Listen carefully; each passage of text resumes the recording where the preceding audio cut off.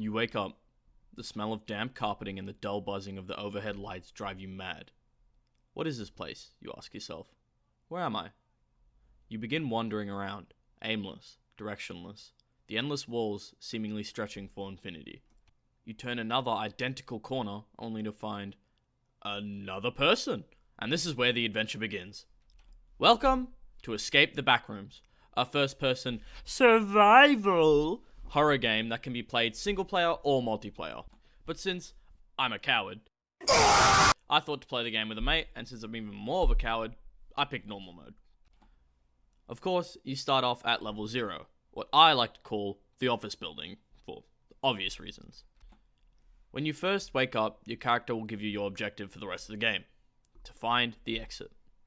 But as I said before, there seems to be no rhyme or reason as to the orientation and layout of the building, so you end up just wandering aimlessly. However, there are some key locations that you can use to try and get your bearings. I mean, who could forget the break in the wall? Wow. The shadowy pillars. Amazing. And the grid room, don't fall. But as you're wandering around, it quickly becomes apparent that you're not alone. Coughs and other sounds emanate from some walls. Okay, cough again. And of course, who could forget the monster? Wait, what?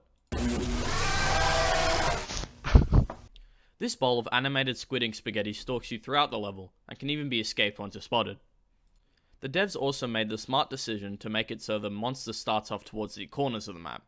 So much so that you can actually just catch him chilling somewhere. They also made it so that the monster will actually hear what you do, so when you're running around and just walking, it will be drawn to the sound, so it actually has a pretty good stealth system baked into the game mechanics. But due to this, and the seemingly random spawning method, it's almost an omnipresent threat, causing you to constantly peek around walls and check your corners like you're playing Valorant. Random black electrical looking thing, tagged 120. But as you're wandering around, you may start wondering, what actually is this place? Why are there monsters here? Is this some alternate dimension, or some form of divine punishment? Your player character seems to look like a scientist, so were they studying this place?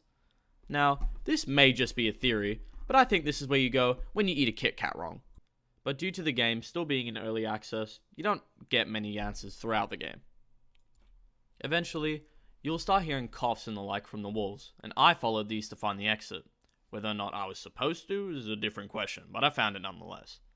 Finally, as the screen fades to black, you breathe a huge sigh of relief.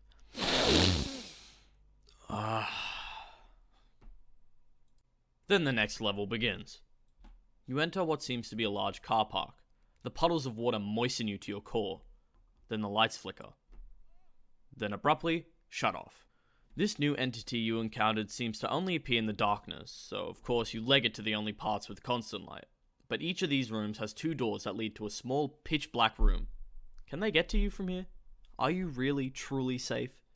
And who keeps leaving their fucking Amazon packages around? But you ain't got time to answer these questions. The lights are turning off again. Luckily, you don't stay here as long. By about the 3rd alcove, the door that you open leads to a new area with seemingly endless pipes. Fucking not again. But without a second thought, you run in, because fucking anything could be better than this. Once again, the screen fades to black. The smell of dank air and rusty pipes fill your nostrils, and for the first time you're given a choice. Left or right. Now, my mate, being the mega brain genius he is, chose to go the right way, right. Now, if you went left, you would just be walking down a really long hallway before having to turn back around. But if you did go right, you go down another long hallway, constantly checking your back as the darkness creeps closer to you. Eventually, it catches up.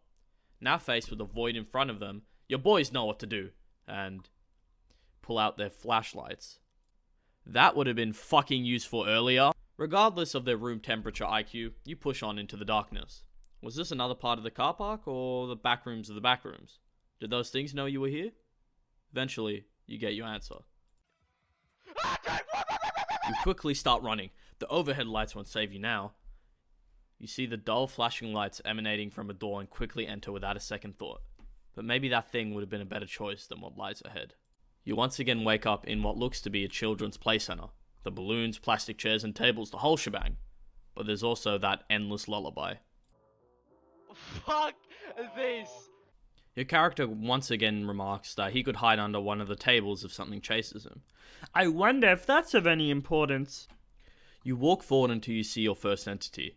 It looks to be a robot of some sort, but it has mangled legs, blood smeared across its face to form a wicked smile. The ever-moving arms tipped with twisted fingers grasp a balloon to create a pretty scary atmosphere. Just something from childhood always makes the fucking scariest places, man. Have you seen actual play centers after closing? It's terrifying. That's without the killer robots. Now this level should be rather easy. All you have to do is sneak past them, and when they see you, just leg it to the closest table to reset them and go on your way. But I don't know if it's their foot speed, the way they are placed, but it took me an hour and a half just to finish this level. But we're kind of stupid, so... That final fucking part as well is so annoying. If one robot sees you, they all aggro. So you literally have to be pixel perfect or you have to do it all over again. And I almost fucked it up at the end, so we had to sprint to the exit while getting chased by the robots. Fuck. But eventually we did it, and the endless lullaby finally ceased. Next up is the pool rooms, a return to the infinite spanning and seemingly randomly generated format. But this is slightly more relaxing as you can see the light spilling in from the windows. Actual natural light. Is this the exit? Of course not, idiot. But as you wander around, you'll find these extremely dark areas which cause your camera to glitch out and for you to just keel over and die. I assume these are unfinished areas to be later added in, but nonetheless, there are a bunch of places to go that seem like they might lead to the exit. Like the hole, the staircase, the snake ways. In this level, there's actually nothing chasing you, much like the original source material, but there's something about how the level looks that recreates the uneasiness of the office buildings. And since in every other level there's been something trying to eat your ass, you're still checking corners and preparing to run at a moment's notice. But in essence, it's basically just a maze, and eventually you will find the exit. An emergency exit, in fact. 3. And unbeknownst to me, all 3 take you to the same place. You awake to blaring sirens and what looks to be a hospital drenched in red light.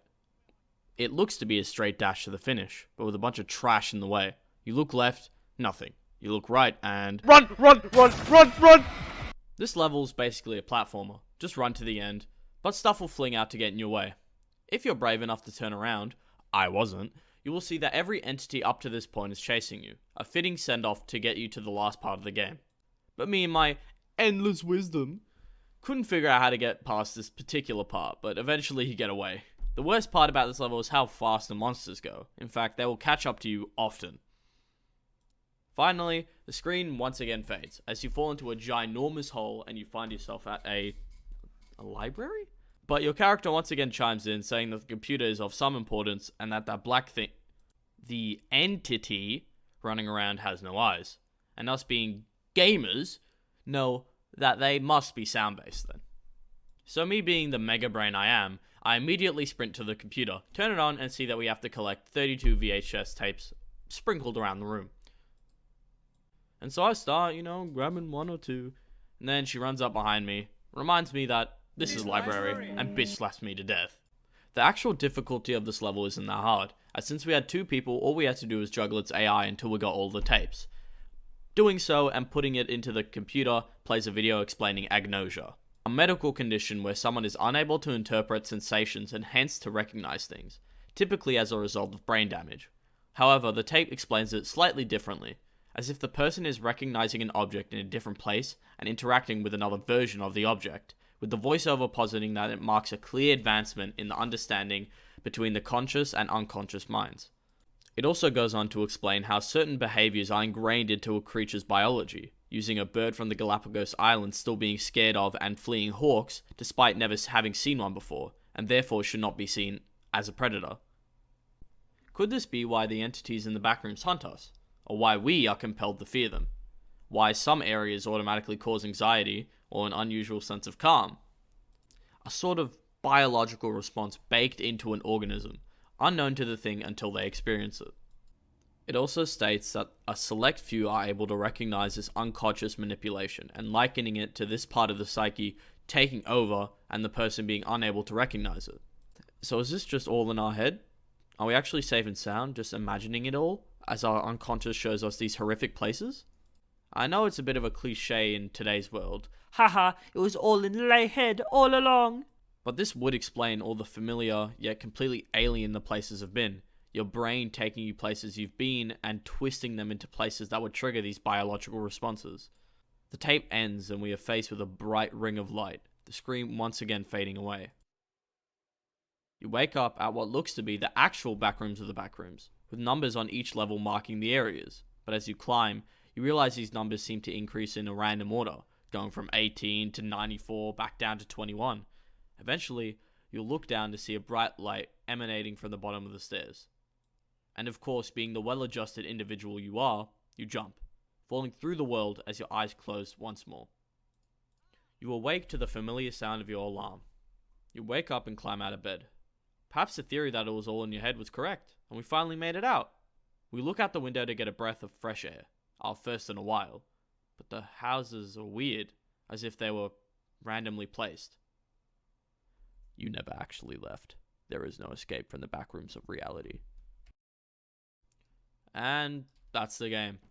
Overall, it's sort of creepy, but after dying so many times, it just becomes tedious as the game quickly devolved into a trial and error. Like, I had so much trouble in the fun level that I had to disable the lullaby because it got so fucking annoying. Along with this, some of the game feels like blatant padding, the pipe level being the most obvious. I mean, haha, you picked the wrong way and been walking for 10 minutes in the wrong direction, now turn around and walk 20, head ass! But you have to keep in mind that this is an early access game, with the devs promising to add more levels and improve existing ones. With this kind of genre, there's near limitless potential, as both the official and fan lore of the Backrooms is constantly expanding. But in its current state, unfortunately I can't give the game more than a 5 out of 10.